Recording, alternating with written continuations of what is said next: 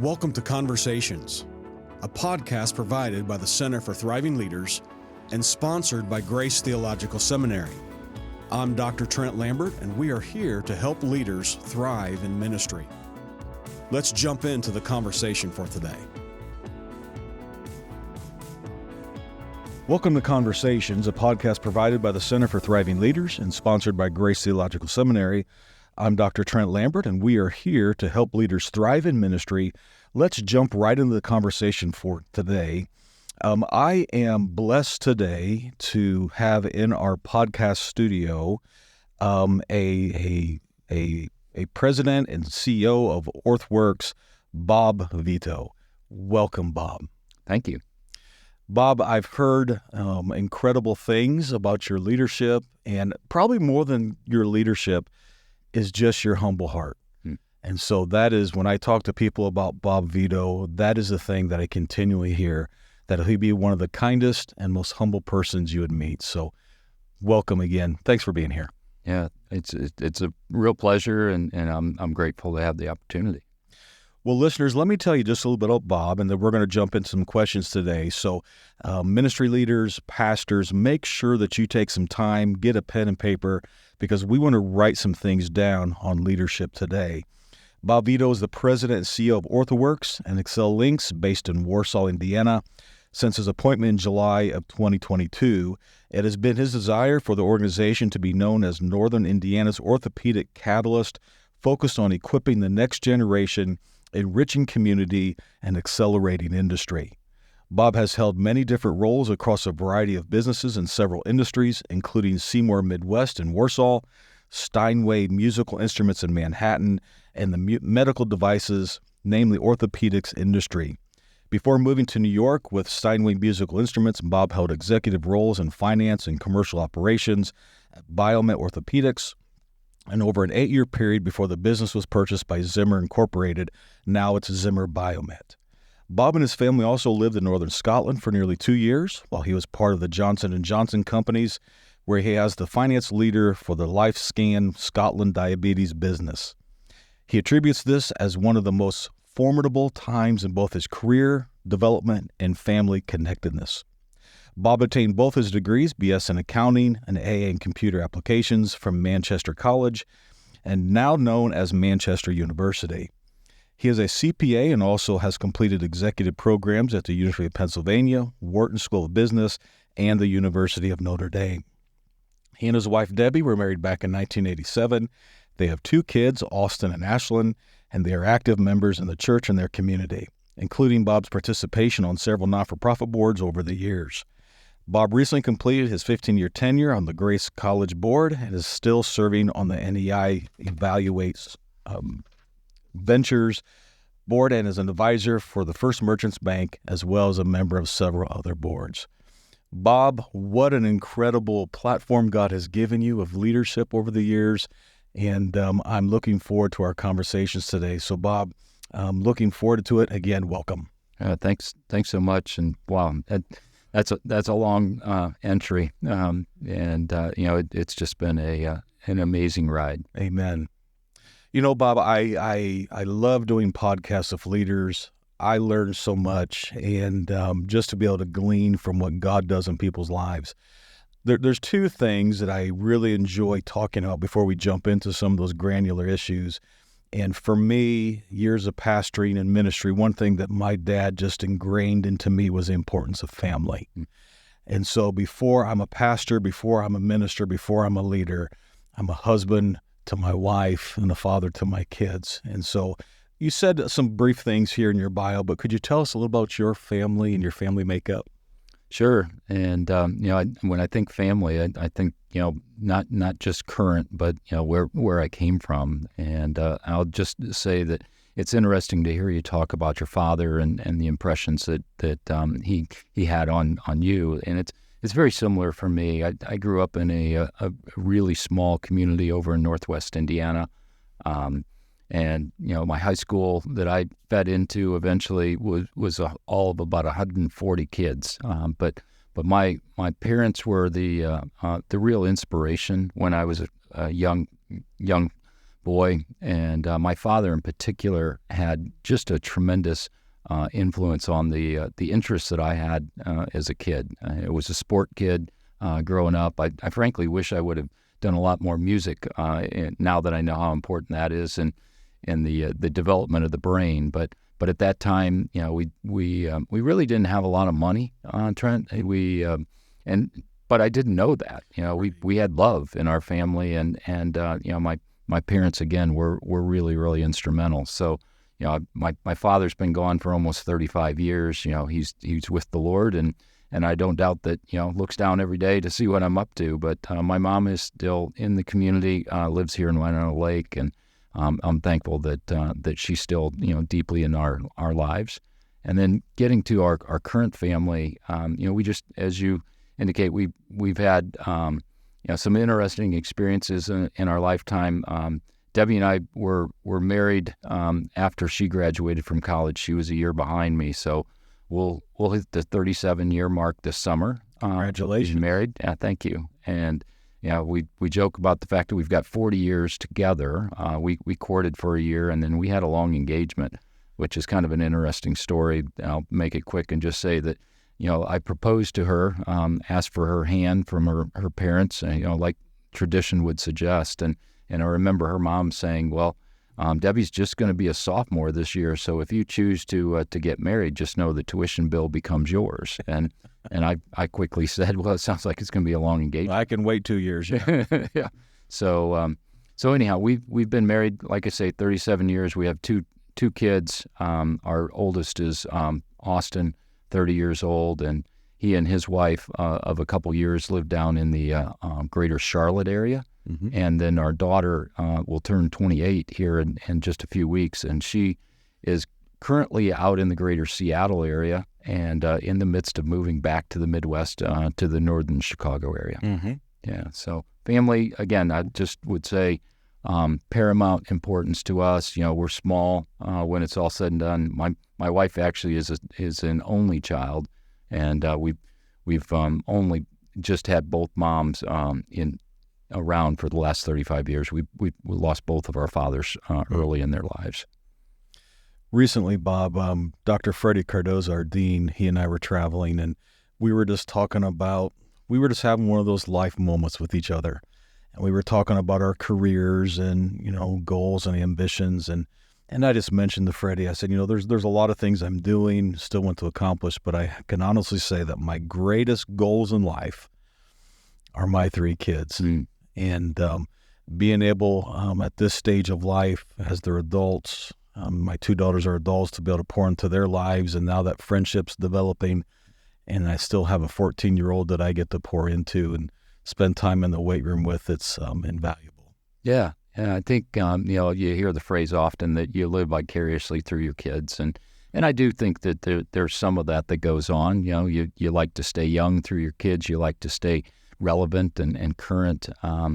I think sometimes, Trent, parents try to be friends to their kids, and it's not that you don't want to be friendly, but parents are meant to be parents. And I think that's something that was really instilled in my life growing up. My father was probably my biggest fan, but he was also one of my worst critics. Have a bad baseball game, and boy, he let you would know it, right?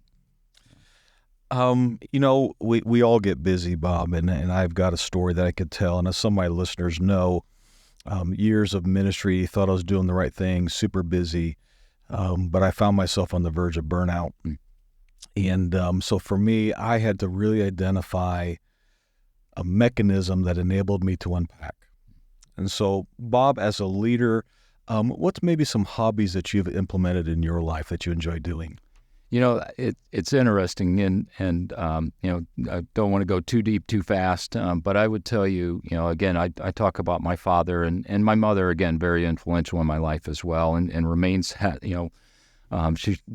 she also is a big fan and can be critical as well. But my father was, my dad worked hard, and that was something that I admired, and I think I tried to model in a lot of ways.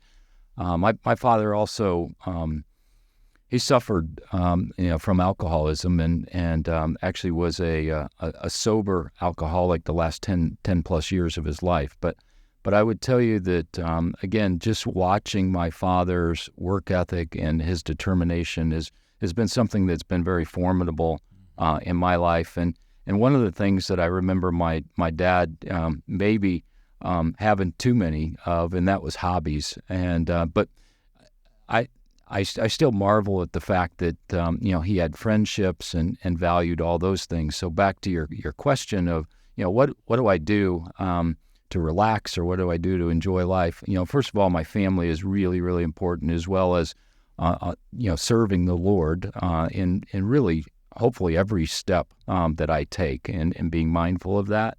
But I really, really enjoy what I do in the way of work, and work gives me a platform to be around people.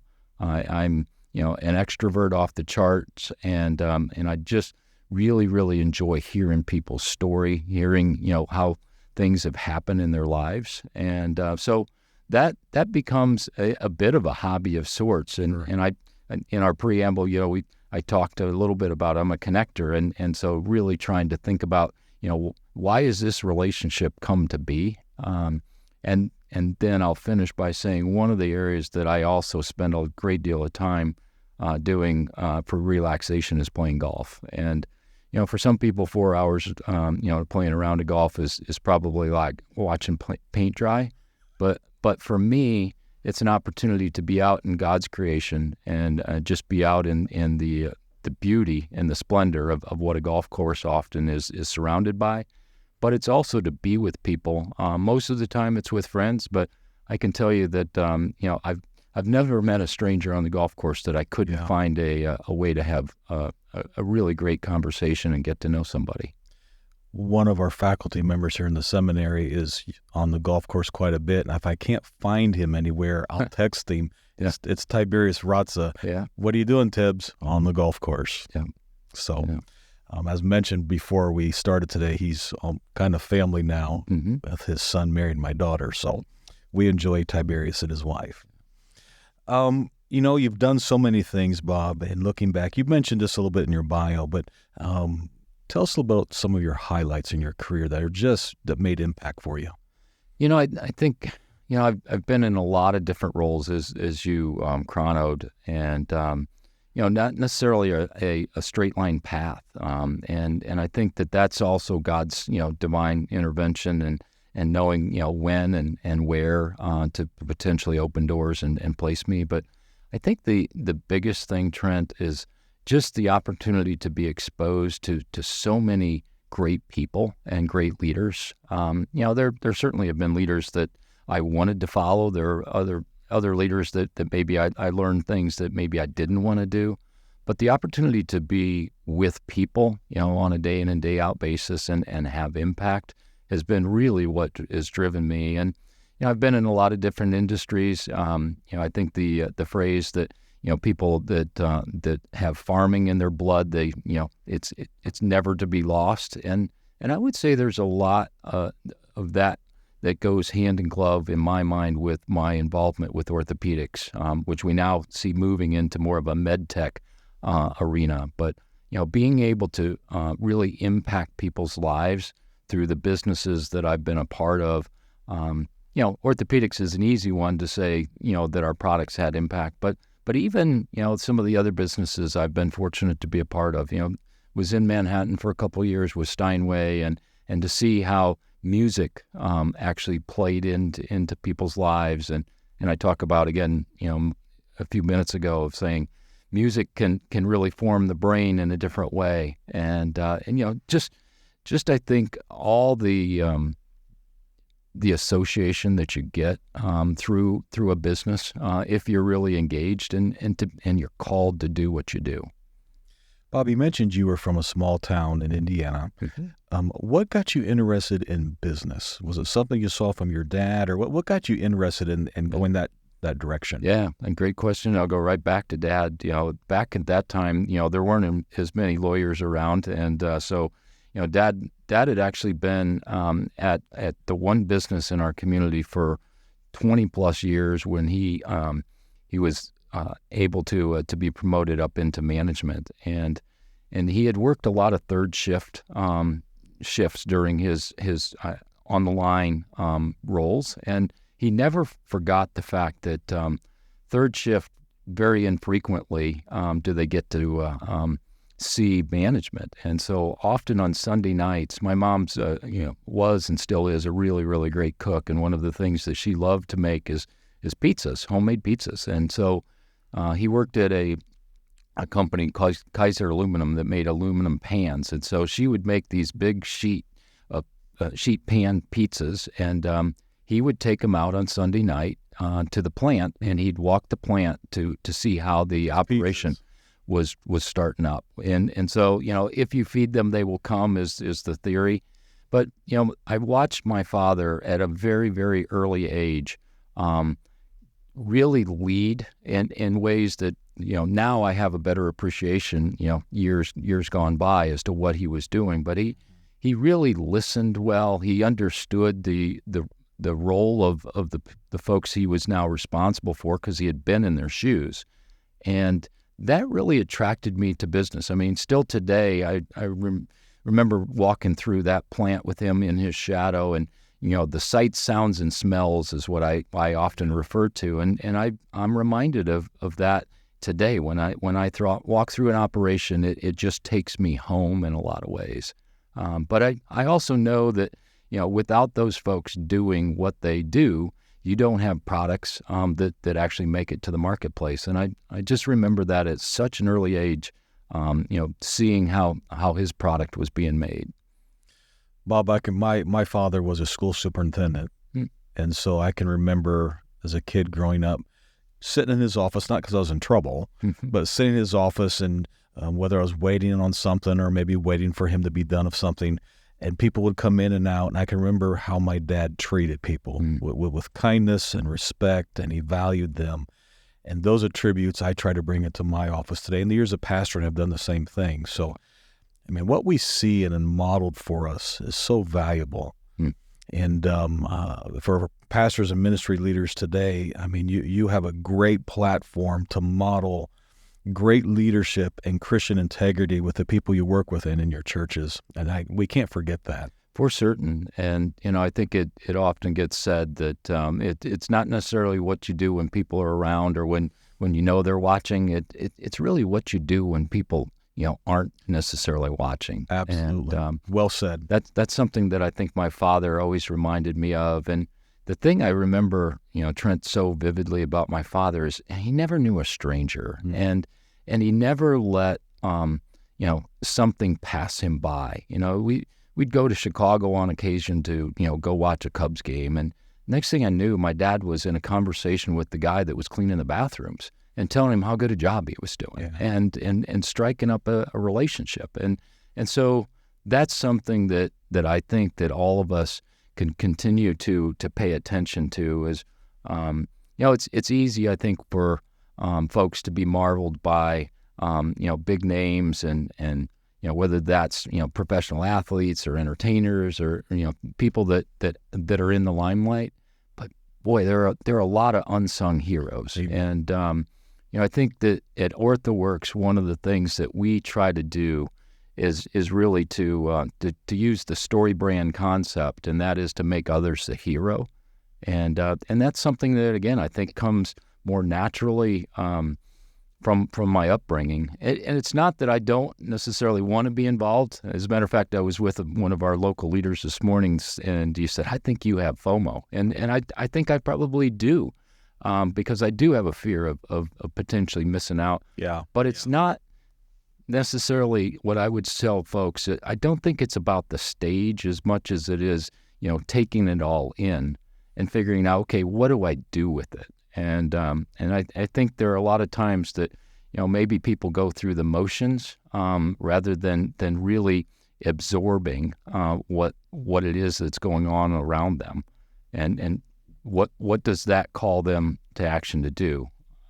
Again, I think the Lord's always at work. We know that if we sit still long enough and think about it, but how conscious are we about that each and every day?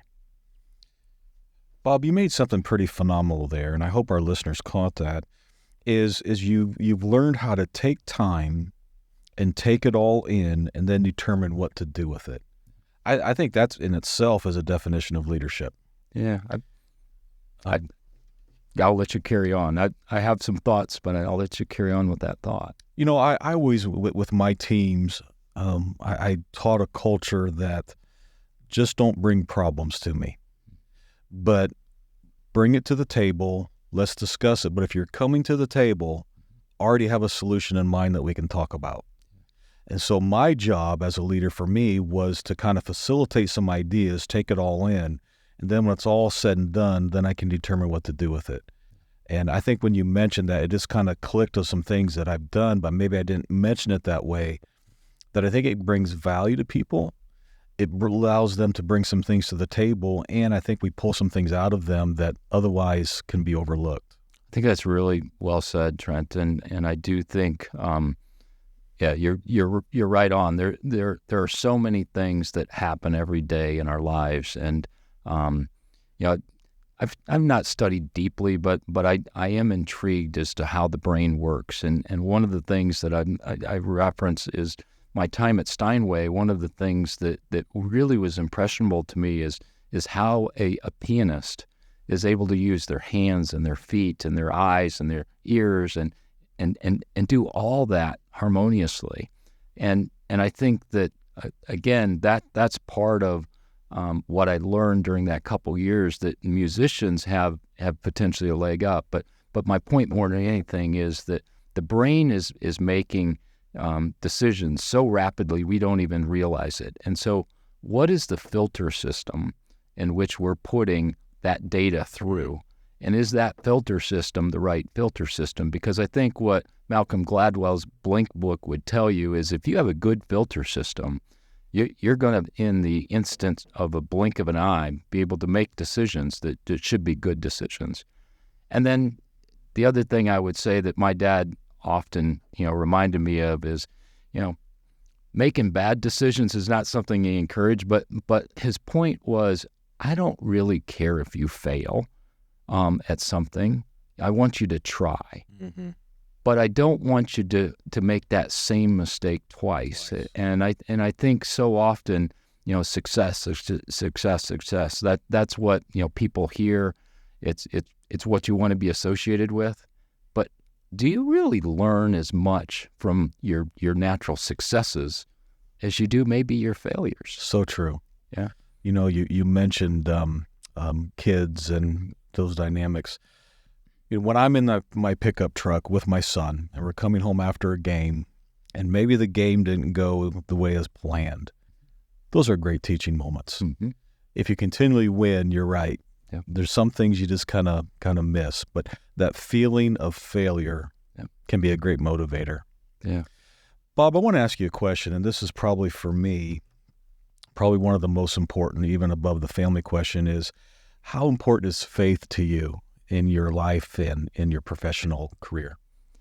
Yeah, I would say it's paramount, and the older I get, hopefully the wiser I get. I grew up in a household where we knew of God, but I would say, Trent, it wasn't an everyday thought process. I didn't grow up necessarily reading the Bible faithfully.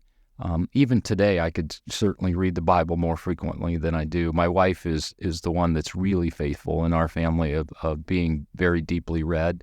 But my wife is the one that really, I would say, brought me to the Lord in a deeper fashion when we were courting in college. And, part of our courtship was to go to church on Sunday mornings. And, Debbie grew up in the Methodist Church and was very active in her youth group, spent time in North Webster at the church camps and things like that. But to get to your question with regard to how important faith is, I would say it's not something that I necessarily think about, with every decision consciously, but I sure hope unconsciously at this point it's part of the foundation and again, part of that filter system in which I operate.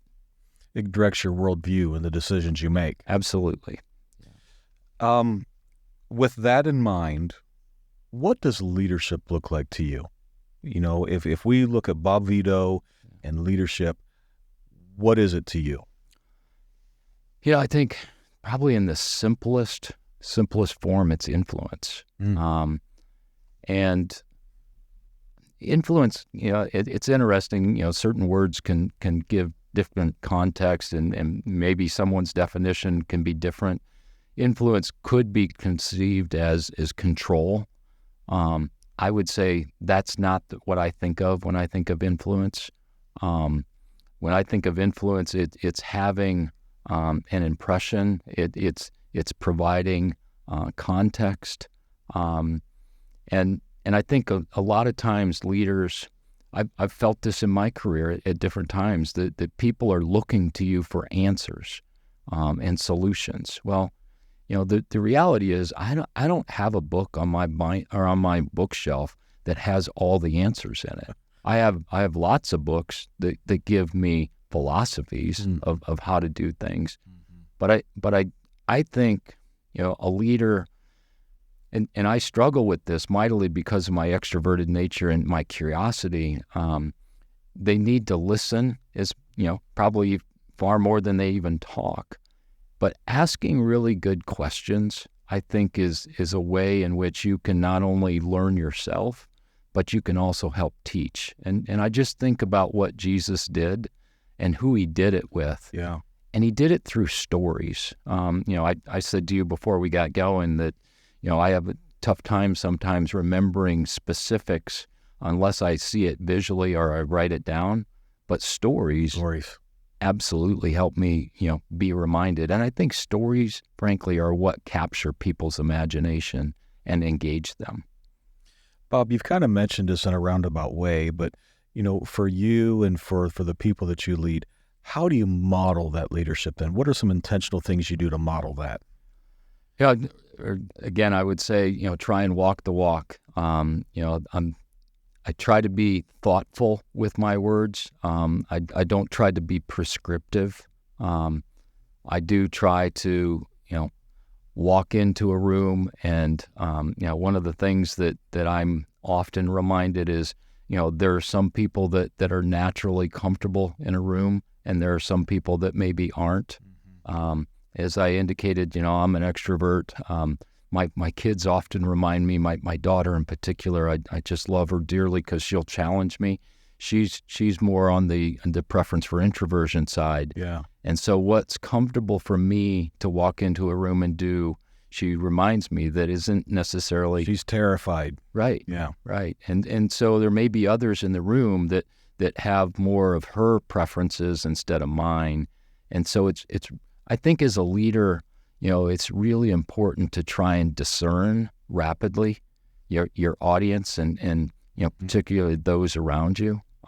I think respect. I mean, you just think of the biblical values that we're expected to embody. And to me, the simplest one is love. And how do you show love? To me, it's the golden rule, and treat others the way that you would want to be treated.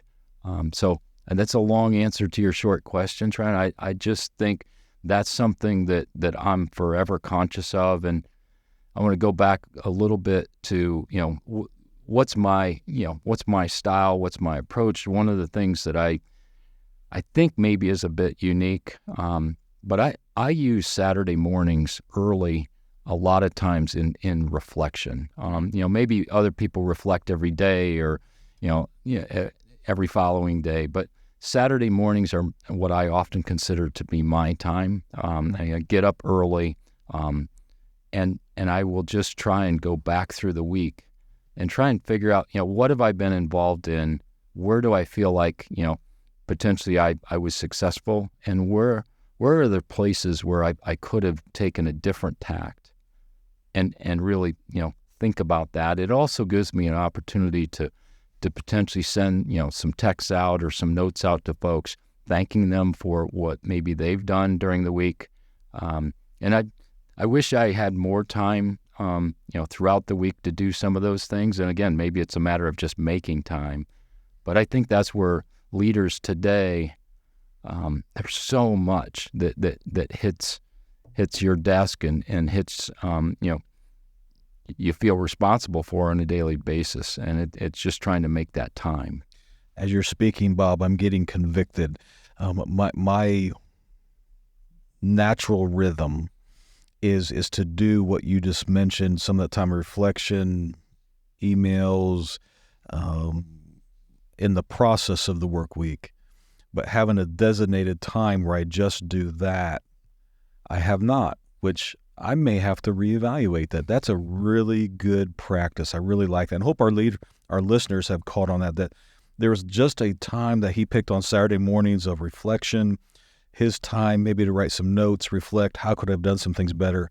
Bob, I think that's phenomenal. I think right there is the price of the podcast. Oh, thanks. And again, I would say it's not something that I necessarily read in a book or I can't even say that 100% week after week I'm as good at it as I was the week before.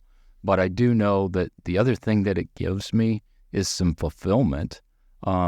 Sometimes during the week, I'm guessing your listeners feel just the same as, they just feel like they're on the treadmill. And I often, joke about the fact that, if I could pick a profession that I think that would bring me great satisfaction, I talk about a builder, a framer.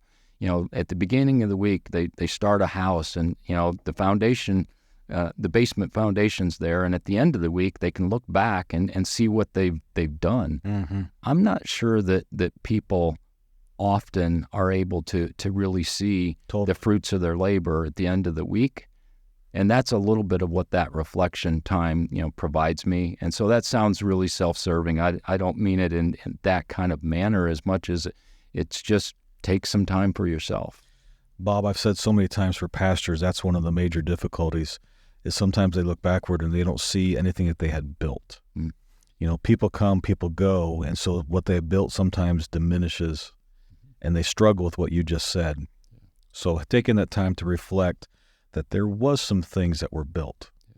Of that pastor's life, I can only just imagine how challenging that must be week after week. There are just so many different personalities and different goals, objectives, but also expectations.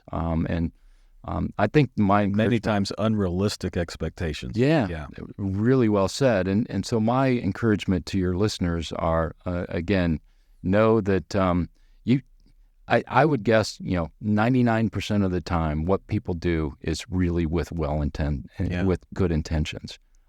Does it always come off exactly the way that you intended? No, but that's back to that. What do I learn from what happened, and how can I iterate into the future? Totally. Bob, one of the things in ministry that is paramount, and I think most of our listeners will agree, ministry is about teams. And I wrote part of my dissertation on don't do it alone. And so from your perspective, how do you build a good team culture in an organization?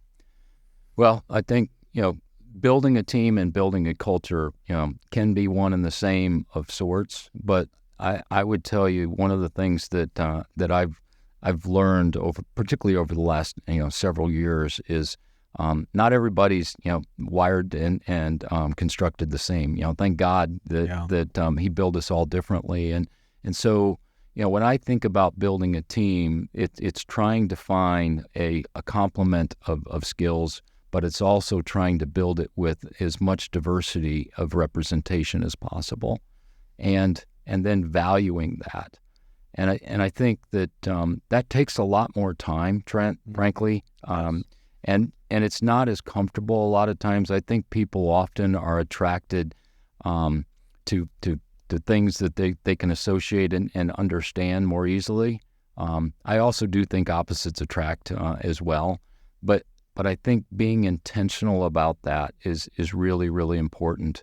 And then one of the things that I know that I still struggle with is spending concentrated time with that team on a week in and week out basis. Totally.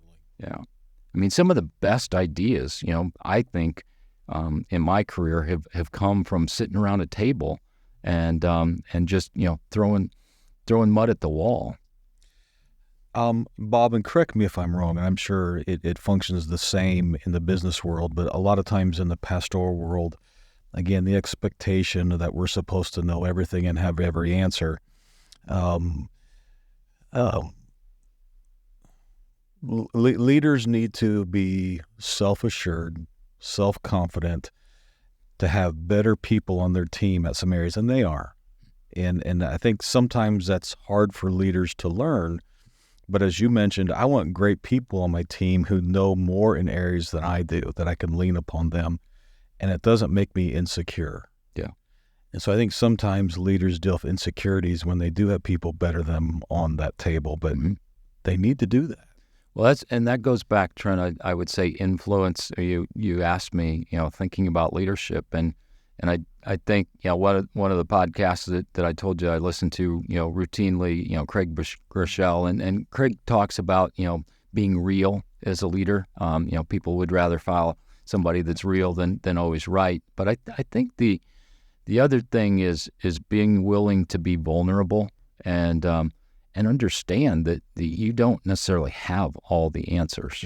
Yeah. As a leader, as we kind of conclude our time together here, Bob, you've headed this along the way, but what's just maybe some major mantras that you live by in your organization over the years, your leadership style? What's a base element or mantra that if people say, Bob Vitoux, this is it? Well, I think, again, I'm going to go back to my wiring. I'm an ESFP from a Myers-Briggs perspective. So, my heart is something that comes through as a feeler. I'm married to, someone that is for the most part, more opposite of me in a Myers-Briggs. And my wife has a big heart, but she also is very, very good at making logical decisions. And I think my mantra is to surround yourself, and you just hit it, with people that are talented, that you're going to continue to learn from. And I think being a continuous learner is something that's really, really important to me. Being a grower instead of a knower.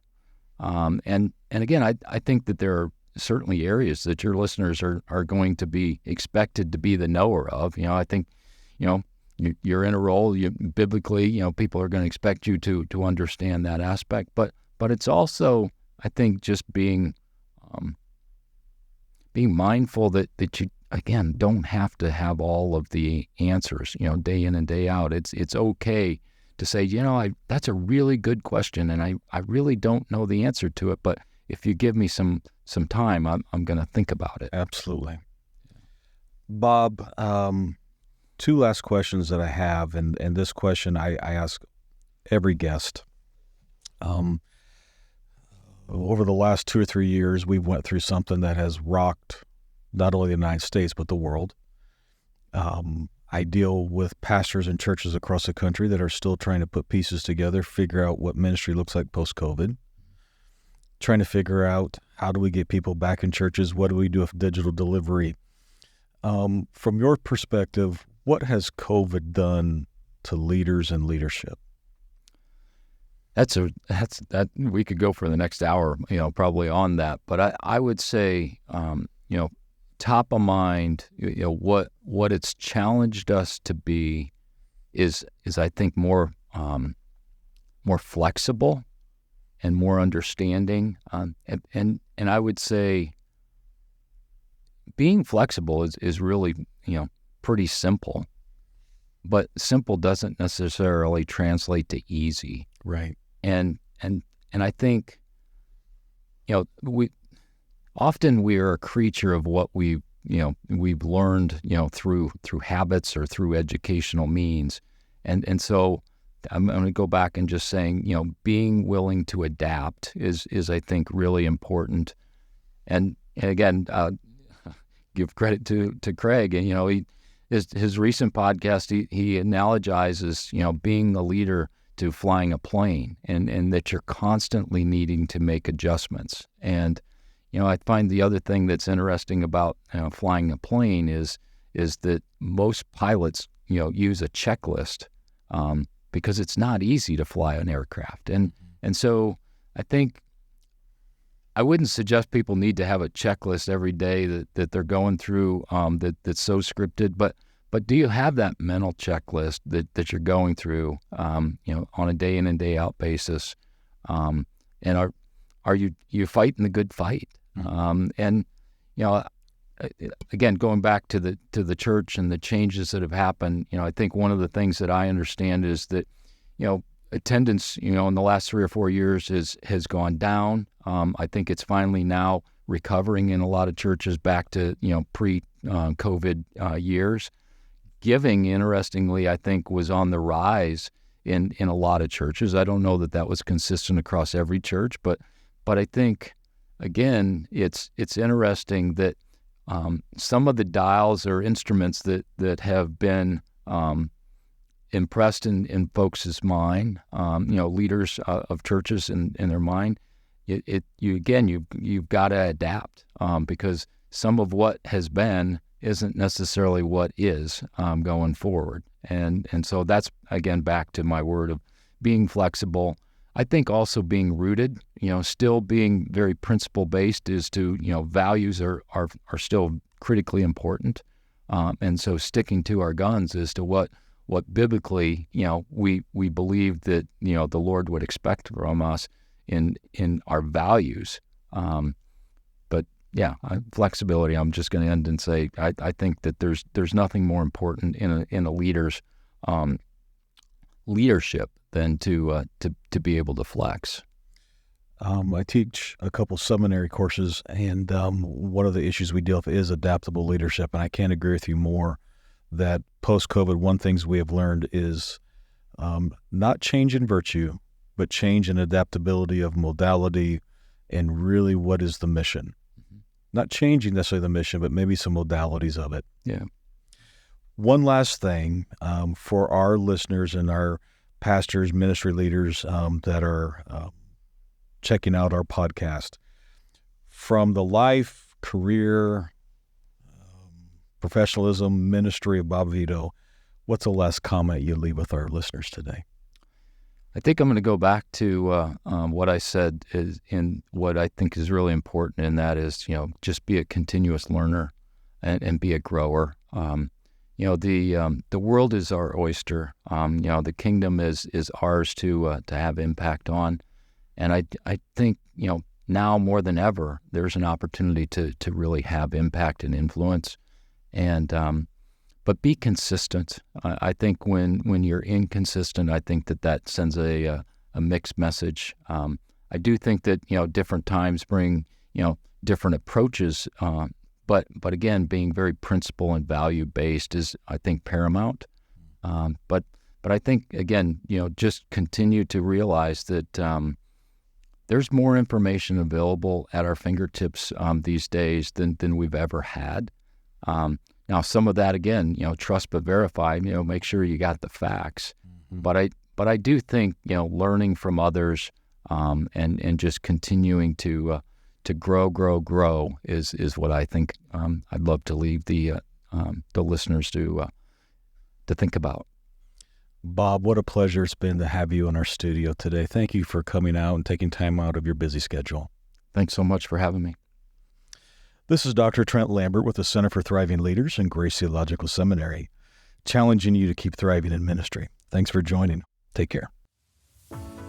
This is Dr. Trent Lambert with the Center for Thriving Leaders and Grace Theological Seminary, challenging you to keep thriving in ministry. Thanks for joining us today.